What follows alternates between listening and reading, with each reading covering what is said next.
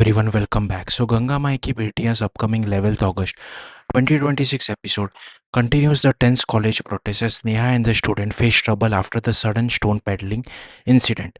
When stones are thrown at the college staff, Sneha, Paras, and other students immediately rush forward to protect them from getting hurt.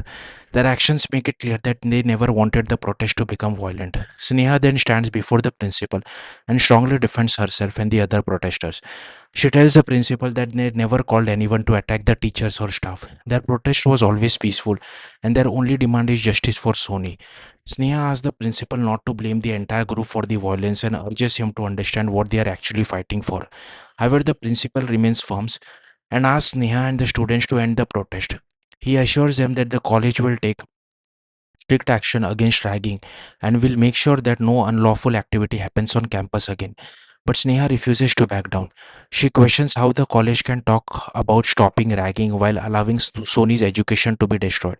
Sneha reminds the principal that Sony was the one who stood up against bullying, yet she is the person facing punishment.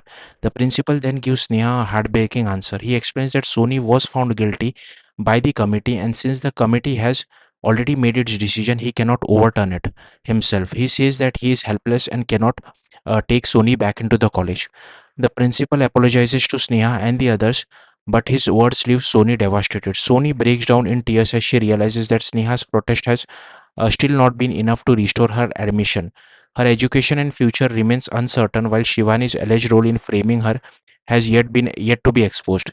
Sneha, however, is unlikely to accept defeat so easily. She knows that Sony was punished despite being the victim, and she is determined to find a way to prove the truth.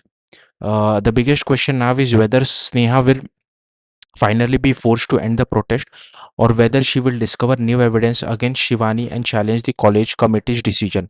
With Sony's future hanging in the balance, Sneha's fight for justice is far from over. Thank you for watching. Bye.